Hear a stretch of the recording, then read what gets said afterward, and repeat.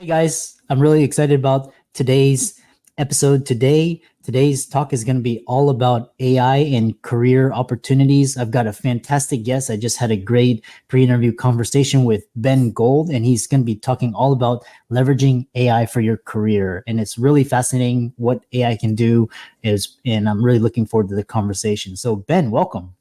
Thank you. I'm excited to be on this call. Yeah, you have a actually very interesting take on AI because you're actually using it not only to keep your job, but actually to help with career transitions. And I know a lot of the audience out there, they're looking into alternative streams, looking to pivot. So tell us your story and your journey. So my journey is I've been about 20 years in the technology space. 12 years of that is in the HR tech space. The last 5 years, I've been working with an AI product on an enterprise level, and I have just been absolutely fascinated with how AI is able to crunch large amounts of data and give actionable insights right away. Now, in the early part of this year, I was let go from my job, and I was experimenting with this new generative AI technology, ChatGPT, and I was using it for my cover letters, for interview prep. So at first I was looking for a job and I was using it as a way to be more personalized. After about 3 months, what I realized, this is a very unwieldy process where I had 16 LinkedIn easy applies, and I would go onto websites, I'd have recruiters come, and I was having difficulty keeping track of everything. So I came up with this idea to create a company, a startup, and I learned all about that. I put together a team, we put together a prototype, which was to make the job seeker experience better or more efficient by having a CRM kind of experience. As I was building this out, I decided to engage with the audience, to actually sit down with people that are job seekers, to go to job networking sessions, to also talk to people that are employed but looking to change careers. And I realized that where I'm focusing now is more on the consulting space. So I have a consulting business practice right now where I help people determine how to use AI for whatever they're looking to accomplish. Now, my message is AI first. So the AI first strategy, whether you're employed or unemployed, become very familiar with it. If you've never logged into ChatGPT, my recommendation, put this on pause. Go on Google, find the registration. You just need to have your Google or Apple account or Microsoft, and become curious about this generative AI, because this is a game changer. And when I don't want to sound like a used car salesman, but it's bigger than the internet, and it has profound impact on the way of work over the next couple of years. And if you don't understand what generative AI does, then you might get swept in the wave and wonder, why am I having a difficult time either transitioning into new careers or simply finding a job?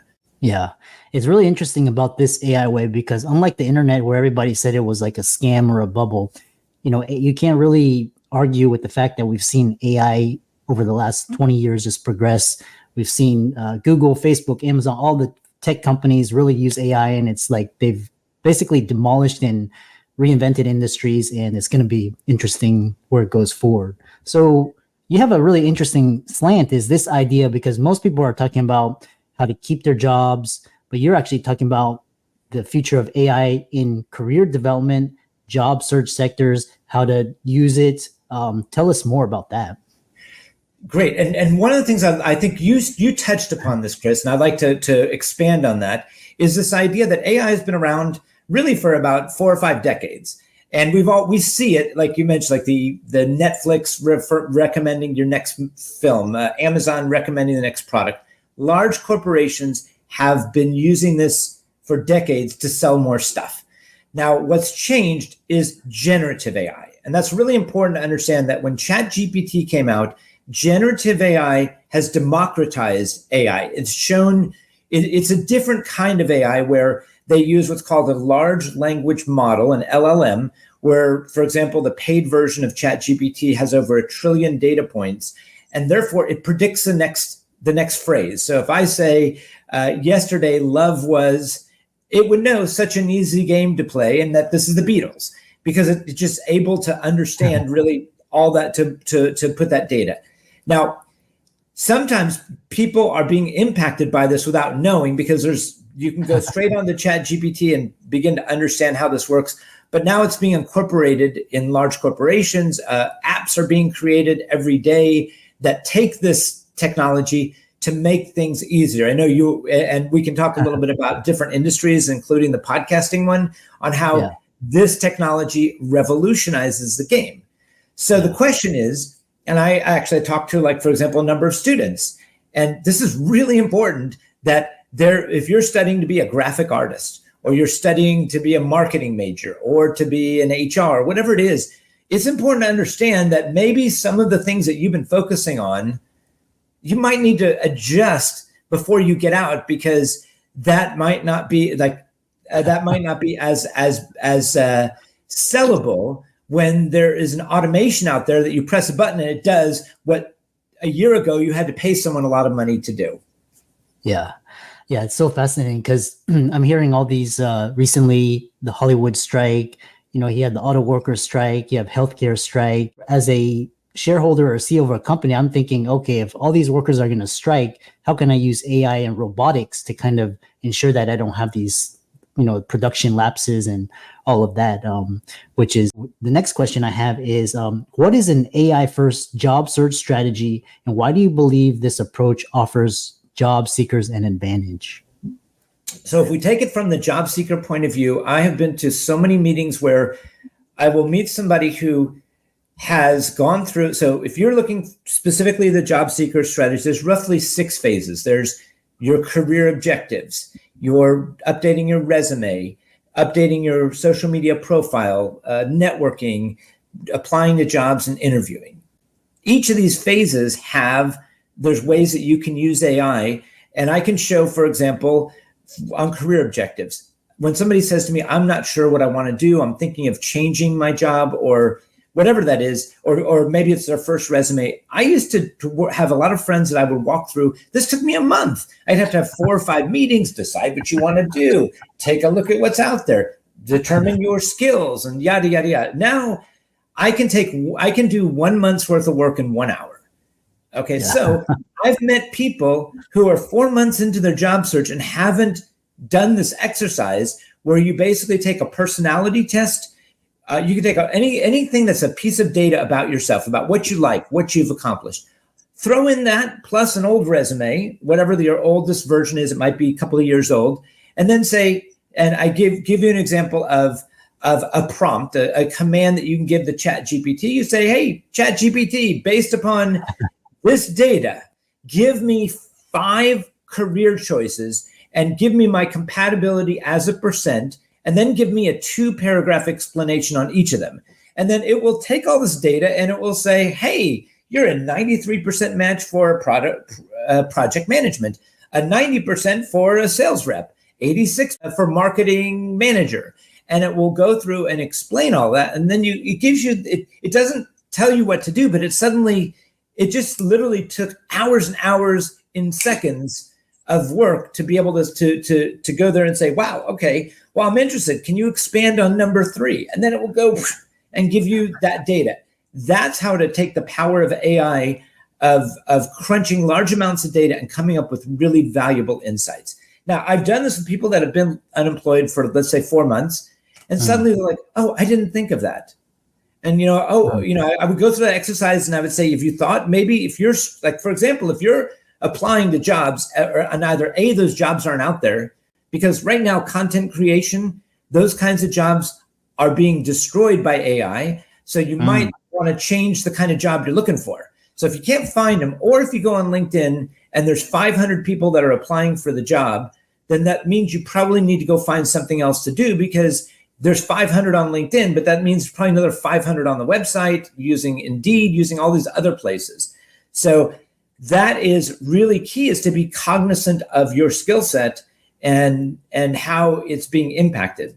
So that's kind of the idea that start now. If you haven't done that, do this analysis, because maybe you're not being efficient with your time, or wondering why am I sending my resume and nobody's responding to me? Well, this could probably at least tell you why and give you some direction on where to go. Yeah. Yeah, it's interesting. We have so many stories to share. We shared so many stories. Just like for example, a podcast will take, traditionally it would take, people release a podcast a week, and it takes, hundreds, maybe sometimes thousands of dollars for production. And now with, ChatGPT and AI editing software, you can produce a podcast in a day, almost as fast as a tweet or like an Instagram post, and it's so powerful. It's like shave so much time and been for a fraction of the cost. Which brings me to this next question. Oh, go ahead. I think you're gonna. Let's dig into that because we were talking beforehand. I'd like to just ask you a few questions. So, like my understanding is that a podcaster. So this is a microcosm of every single industry out there. Now, when I think of careers, I think of two things. I think of industries, finance, real estate, healthcare, technology, but I think of roles, marketing, sales, HR, that are inside of these different industries. And if you think of it as a matrix like this, AI, depending upon the app, is disruptive both in the verticals as well as the roles. That's why it's so impactful. So let's take your example. Yeah. How many hours would it take 2 years ago? You made a podcast, right? You either had to pay someone like $1,000 to produce it, correct? Yeah. And you might have to work, maybe 3, 4, 5 hours to review their work to make sure that, tell me if this is right. You have to cut the video into smaller segments. You need to make a summary. You need to post on social media, make shorts, etc. Is that a correct statement? Yeah, you're correct. So I'll give you an example is the amount of time for, say, for example, one podcast production, like a 30-minute, it would take probably, I say, total 5 hours of man hour, just time. And you release a podcast episode 1 week, right? On top of that, you have to pay the editor. And for example, last year I was paying tens of thousands for a video editor, social media manager, content editor, etc., right? And now with ChatGPT for $20 a month, and with AI editing software, which is like maybe $100 a year, I shaved one podcast down. I can create a podcast in 15 minutes, and that's from start to finish. And each episode will probably cost me maybe 25 cents. Very extremely. Whereas one episode would cost hundreds of, maybe even thousands of dollars. So that's how rapidly things have, if you're a content creator, you have to start thinking how to use AI, not how to, rely on, of course a team is good, but software, as Mark Andreessen said, that software is eating the world. So that's one example. Think about when you're a multi-billion-dollar corporation and you're trying to shave costs, it's incredible. So. Well, that's this part that's really scary, because let's just take your example here. I'm going to expand upon it because this is really important for people in the audience to realize that you just mentioned you had a video editor. So imagine that I am a video editor. I used to have a job with Chris, right? Now all of a sudden Chris doesn't need me because is it Cast Magic? What is it that you use, if I may ask? I use Wisecut, Opus Clip, the different AI basic these. I also have to mention that in 15 minutes, you can not only do a podcast, but you can do a blog. You can post it throughout, all the social media platforms. You can create reels, shorts, all these different things in that span of a time. And you can do it. Basically, it'll take one upload and it'll push it out to so many different. That's how powerful it is. So. But I know you had that question. So, well, no, the reason I say this is that you have, so there's two, so let's just kind of break this down, because I'll give a couple of different examples.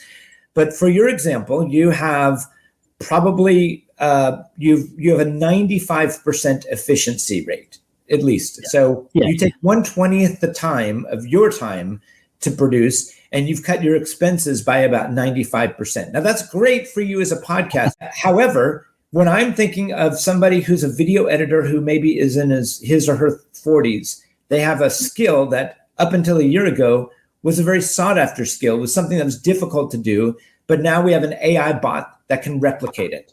What are these people going to do? And that's a very serious societal question. What are they going to do when large corporations, get rid of their video editors because they might use one video editor instead of 5, because you have one guy who runs all of the work of 5 because they can use AI for that. And that becomes a question of how do I, as a video editor, come up with a new skill or reinvent myself so that I can compete in this economy. And this is, so we take this one as an example. Now, let me give you a couple other ones. HR. HR to me is one that is a little scary because let's take different aspects. You got one aspect, which is talent acquisition. And we've always had applicant tracking systems, and you need them because if you have 500 resumes coming in, you're going to have some sort of screening software. Now, a lot of those are using AI to be able to put some sort of compatibility match and be able to say, and be able to weed out 90% so you can get to a manageable amount to look at. But now they're also deploying these bots that do interviews. So imagine that you want to apply for a job, and instead of talking to an actual screening recruiter, your screening call is with a bot. And the bot is able to then process the information and share that to the team. So now companies that have a large talent acquisition team can be more efficient. Now take the next thing, onboarding. There are apps that actually will take all of the company documents, take the role, upload it, and it will give a onboarding experience that's personalized based upon what this new hire is supposed to do. That used to take hours. That used to need someone with a degree.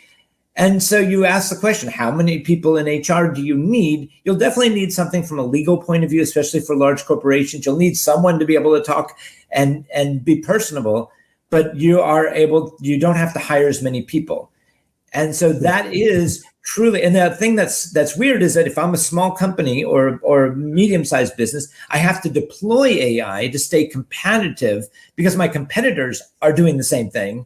So in a sense, it's adopting so fast. And my concern is a societal dislocation in which in which you have a group of people that cannot find a job. And and when you have a large amount of people with a dislocation, it becomes very difficult to handle the financial stress and the other elements that these people are doing because they can't find their role in this new reality. Yeah, really interesting. And I would like to have you back on as a part 2 because there's so much to talk about. One final question before you tell the audience how they can contact you, follow you. But you mentioned this idea that I wanted to ask you is you're understanding generative AI, but you mentioned that generative AI is a democratization effect. What do you mean by that? So before ChatGPT, I think most people understood that AI is out there. They kind of knew there's this magic when you do a Google search, but I really don't want to know what the magic is. When ChatGPT came out, there was a group of people, myself included, where you're able to suddenly understand, wow, I can input data, and if you learn how to do it correctly, to get an output that's personalized. And suddenly so if I'm a sales rep and I want to do a personalized presentation, especially in the enterprise sales space, that's where I come from, I can go in and take the social media profile of the person I'm going to meet.